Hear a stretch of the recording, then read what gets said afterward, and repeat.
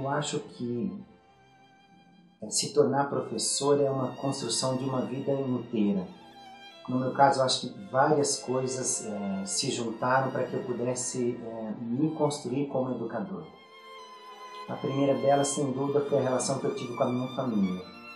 Meu pai, ele parava em cima do fogão, nós morávamos numa fazenda, e meu pai, então, ele parava sobre o fogão a lenha, com 5 filhos, e ele, então, contava histórias para a gente. Só que 5 filhos de idades diferentes tinham também necessidades diferentes. E meu pai tinha aquela paciência em contar para cada um uma história e, ao mesmo tempo, responder de cada uma as perguntas que surgiam a partir daquelas histórias. E eu me lembro de uma coisa muito interessante, que era o movimento que meu pai fazia com as mãos. Muitas vezes ele, enquanto contava histórias, ele assava milho verde nas brasas do fogão a lenha. E ele fazia qualquer coisa assim com as mãos e escondia os grãos de milho assado entre as mãos. E ele fazia uma brincadeira que era macuqui, macucá, inqualé, monquitá. E nós, então, os filhos, tínhamos que acertar em qual das mãos ele havia colocado o milho assado, e só depois que nós acertávamos isso é que ele dava o milho assado para que a gente pudesse comer, e ele continuava a história. Então, criava-se em torno do fogão um espaço de descobertas, um espaço de perguntas e, sobretudo, um espaço educativo. Então, minha primeira experiência de vida, de relação com a vida e com o mundo, foi tendo meu pai como educador, como contador de histórias. E ele não fazia isso somente sobre o fogão. Também nos momentos em que nós íamos à lavoura ajudá-lo no trabalho, ele contava histórias. E uma coisa que eu descobri só depois do doutorado em teoria literária é que eu tive na minha infância uma Sherazade como pai, como educador. Porque ao meio-dia na fazenda nós tínhamos o horário da merenda. E o meu pai, ele então abria a saia de um pé de café, ou às vezes limpava debaixo de um pé de laranja, colocava os filhos todos e ele começava a contar histórias do estado de Minas Gerais, que é de onde são os meus pais. E nós, debaixo desse pé de laranja ou debaixo desse pé de café, ouvíamos mais histórias ainda. Só que em um determinado momento o sol começava a se pôr, então voltarmos ao trabalho. E meu pai, então, de uma maneira quase perversa, ele cortava a história, ele bloqueava a história. E nós então pedíamos para que ele continuasse a história, para que ele pudesse nos satisfazer naquele desejo, mas penso eu que os contadores de história, eles têm o tempo na palma das mãos, né? E meu pai tinha esse tempo, né? Como um alquimista, ele dominava o tempo, ele dominava o feitiço da contação de histórias e, portanto, nos dominava, exatamente como fazia Sherazade. Então ele interrompia a história, nós voltávamos a ajudá-lo na lavoura e só no outro dia, no mesmo horário, na mesma ação e muitas vezes no mesmo lugar, é que ele continuava a história.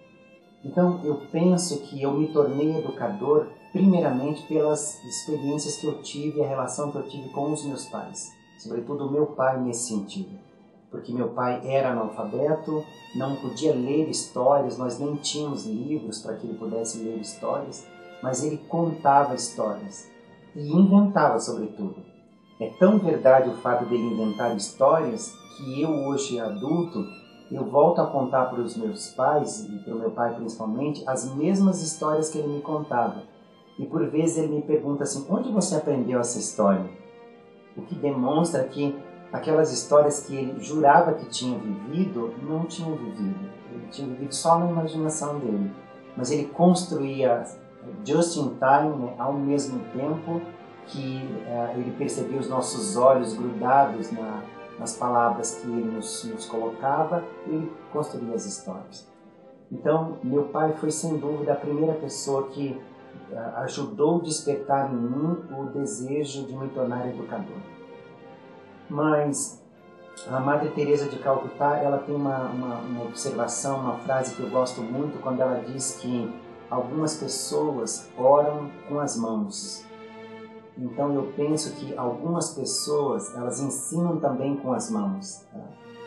Eu disse que o meu pai, ele me ajudou nesse despertar para o magistério, para ser educador com as palavras, e a minha mãe me ajudou com as mãos.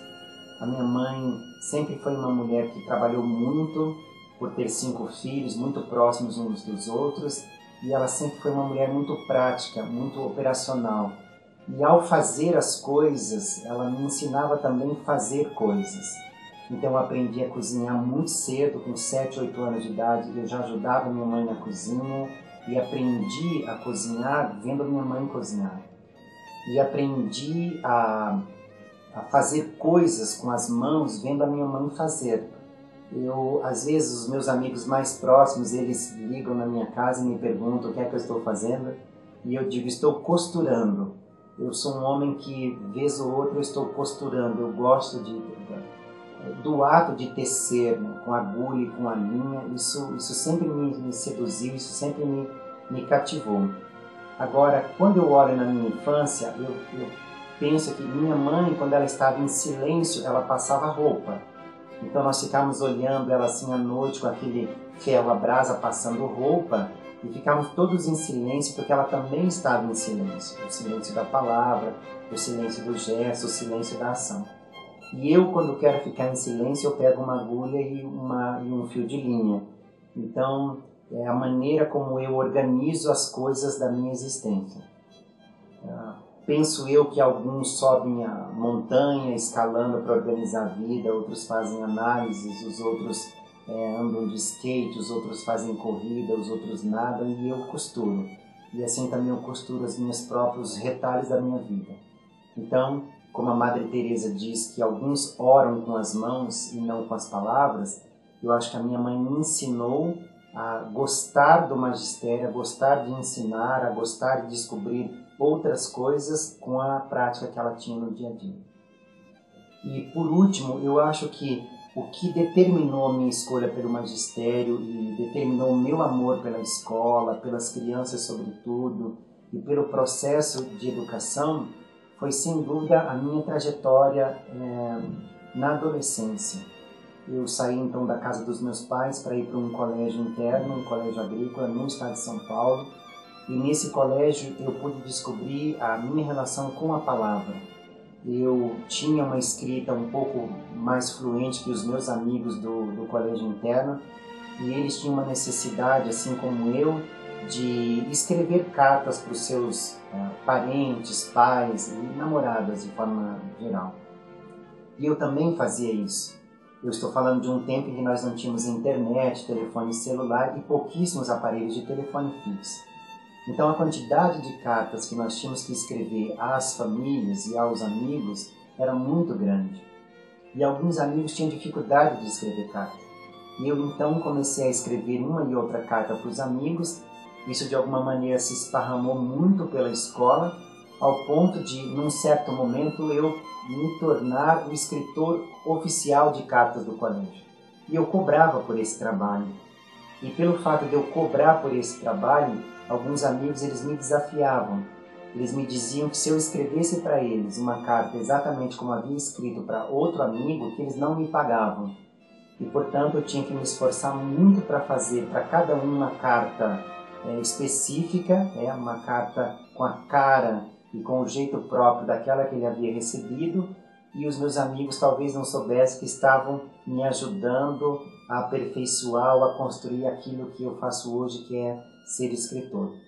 Então, eu não tenho dúvida de que a construção da minha trajetória como educador, ela dá-se no seio da minha família, na convivência com os meus pais e com os meus irmãos, mas ela vai se aprimorando ao longo da vida nas experiências com as quais eu fui me colocando, nas experiências que eu fui me dispondo a vivê-las. E assim me construí como educador.